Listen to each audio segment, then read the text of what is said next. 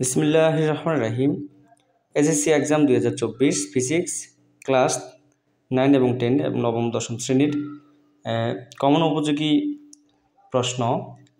এখানে দেখো, এই ধরনের প্রশ্ন কিন্তু সবচেয়ে বেশি আছে, পরীক্ষাতে আসে। এখানে সময় দেওয়া হয়েছে 0 থেকে 1 মিনিট, 2 মিনিট এবং 3 মিনিট।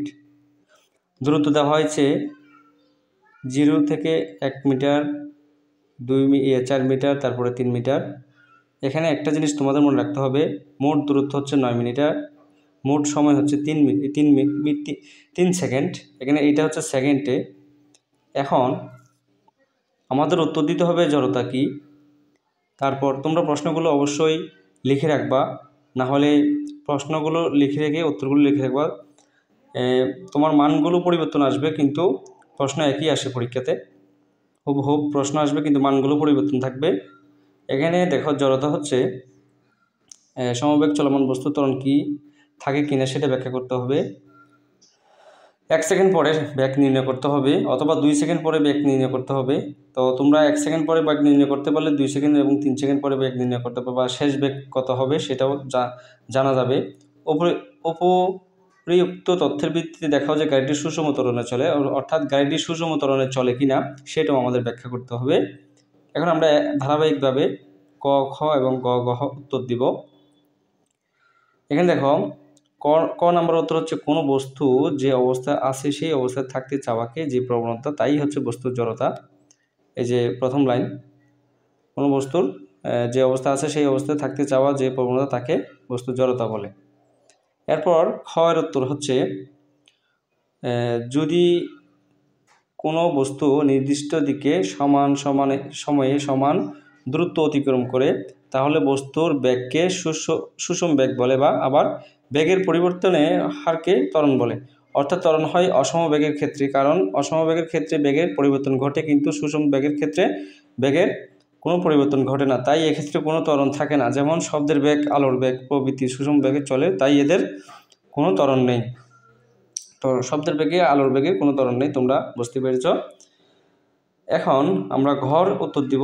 তোমরা প্রশ্নটা তুলে রাখবা। প্রশ্ন কিন্তু এরকমই আসে, কিন্তু শুধু মানগুলো পরিবর্তন আসবে, তোমরা মনে রাখবা সবসময়। এখন আমরা জানি ঘর উত্তর দিব। এখন এখানে দেখো, আমরা প্রথমে যেহেতু আমরা বেগ নির্ণয় করব, বেগ নির্ণয়ের সূত্রটা এই যে হচ্ছে যে এখানে নিচে দেখো মাঝখানে, এটা হচ্ছে বেগ নির্ণয়ের সূত্র। তো বেগ নির্ণয় করতে হলে আমাদের কি কি প্রয়োজন?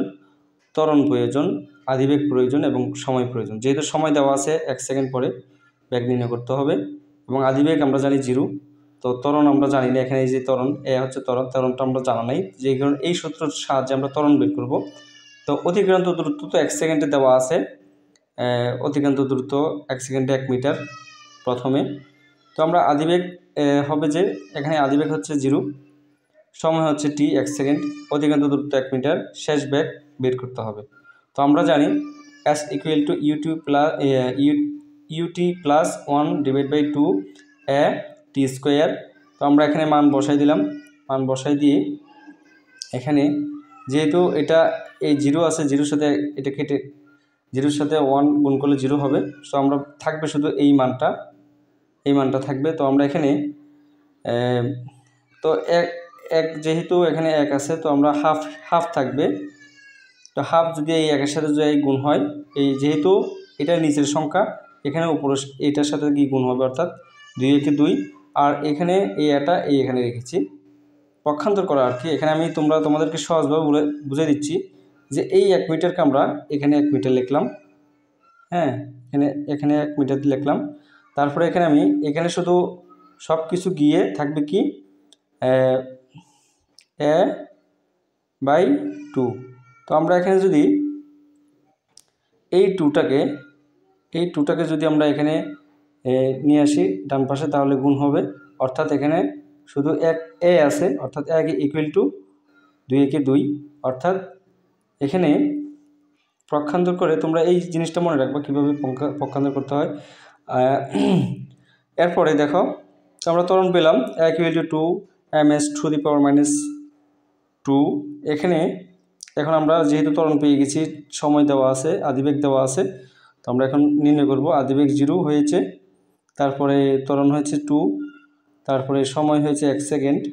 তো ক্যালকুলেশন করে গুণ করে পেলাম এখানে উত্তর পেলাম কত, 2 মিটার সেকেন্ডে, অর্থাৎ ms⁻⁻1।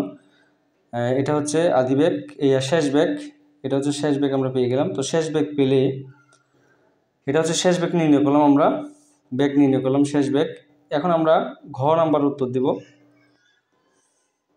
উত্তরটা হচ্ছে এটা এমনভাবে দিতে হবে যে এটা সমতরণে চলে কিনা সেটা আমাদের বুঝতে হবে। তো সমতরণ আমরা প্রথমে কি, প্রথম 1 সেকেন্ডে ত্বরণ পেয়েছি কত, আমরা প্রথম 1 সেকেন্ডে ত্বরণ পেয়েছিলাম, এটা হচ্ছে এই যে প্রথম 1 সেকেন্ডে ত্বরণ পেয়েছিলাম 2 মিটার, হ্যাঁ 2 মিটার ms⁻²। এখন আমরা শুধু এখানে তোমাদের জানা রাখতে হবে যে আমরা ত্বরণের, এটা হচ্ছে ত্বরণ বাহির করার সূত্র। তো এখানে যেহেতু শুধু এই 1 সেকেন্ড দূরত্ব, তো যেহেতু আমাদের 1 মিটার অতিক্রম করেছে কত, এই যে এখানে দেখো 1 মিটার অতিক্রম করেছে 1 সেকেন্ডে, তারপরে সময় ছিল, এখন আমরা অতিক্রান্ত দূরত্ব 2 সেকেন্ডে কতটুকু হয়েছে সেটা আমাদের নির্ণয় করতে হবে। তো এখানে এই যে এখানে দেখো এই ত্বরণের মান আমরা নির্ণয় করব, ত্বরণটা এখানে সময় যেহেতু 2 সেকেন্ড, তারপর আমরা 3 সেকেন্ড, এখানে 3 সেকেন্ডে নির্ণয় করব। তো সব কিছু ঠিক থাকবে, শুধু এখানে এই টির মানটা শুধু পরিবর্তন হবে। আর এখানে টির মান পরিবর্তন হলে যদি 2 সেকেন্ডে হয়, তাহলে 2 সেকেন্ডে অতিক্রম করেছিল 4 মিটার, এখানে 4 মিটার বসাবো। আর এখানে দেখো এখানে 3 সেকেন্ড হলে 3 সেকেন্ডের মোট সময় ছিল 3 সেকেন্ড এবং মোট দূরত্ব ছিল 9 মিটার। তাহলে আমরা শুধু এখানে এই মিটার আর সেকেন্ডটা পরিবর্তন হবে, অর্থাৎ এখানে সেকেন্ড এবং মিটার পরিবর্তন হবে, হয়ে এই অঙ্কটা হবে। তো এখানে পক্ষান্তর করে দেখা যাচ্ছে এই 0 টু 0 হয়ে গেছে। তো এখানে এই 2 ওই পাশে গিয়ে গুণ হবে, 8 হবে। তারপরে এই যে এখানে গুণ হয়েছে, দেখো গুণ করে দিচ্ছে। তারপরে এখানে এই যে 2 এর উপর স্কোয়ার থাকলে 4 হয়, এই যে এখানে 4 হয়েছে নিচে 4s², অর্থাৎ এই একটা জায়গায় রেখে এই 2টা এখানে নিচে এসে ভাগ হয়েছে। এখন এই পক্ষান্তরটা তোমাদেরকে বুঝাই দিব। এরপর আমরা পেলাম কত, 2 সেকেন্ডে ত্বরণ হয়েছে 2 মিটার, আবার 1 সেকেন্ডেও ত্বরণ হয়েছে 2 মিটার। এরপর আবার দেখা যাচ্ছে আমরা একই হুবহুব 3 সেকেন্ড বসিয়ে মোট দূরত্ব বসিয়ে পেলাম কত, এখানে দেখো পেলাম পক্ষান্তর করে, এগুলো পক্ষান্তর করে মোট এ জায়গা রেখে A3 দ্বারা তৃতীয় সেকেন্ডের ত্বরণ বুঝিয়েছে 14 মিটার 2 ms⁻⁻1 পেলাম, -2 পেলাম। অর্থাৎ 3 সেকেন্ডে ত্বরণ হয়েছে 2 মিটার, তারপরে 2 সেকেন্ডে ত্বরণ হয়েছে 2 মিটার। এরপর দেখো এরপর আমরা প্রথম 1 সেকেন্ডে পেয়েছিলাম 2 মিটার ত্বরণ। তাহলে আমরা যেহেতু 1 সেকেন্ড 2 সেকেন্ড 3 সেকেন্ডেও ত্বরণ একই রয়ে গেছে, তো আমরা বলতে পারি এখানে অর্থাৎ গাড়িটি সুষম ত্বরণে চলছে। যেহেতু A1 = A2, এরপর A2 = A3, অর্থাৎ তিনটা ত্বরণের মানে যেহেতু একই, তাহলে এটা সুষম ত্বরণে চলছে। তো আমাদের এই তোমাদের এই টেকনিকগুলো জানা থাকলে, এই সূত্রের সিস্টেমগুলো জানা থাকলে তোমরা অবশ্যই উত্তরগুলো দিতে পারবে। আর এইরকম সৃজনশীল প্রশ্ন উত্তর পেতে আমাদের চ্যানেলটি সাবস্ক্রাইব করে তোমাদের বন্ধুদের কাছে এই ক্লাসটি শেয়ার করে দাও, আর কমেন্ট বক্সে জানিয়ে দাও ক্লাসটি কেমন হয়েছে। ধন্যবাদ সকলকে।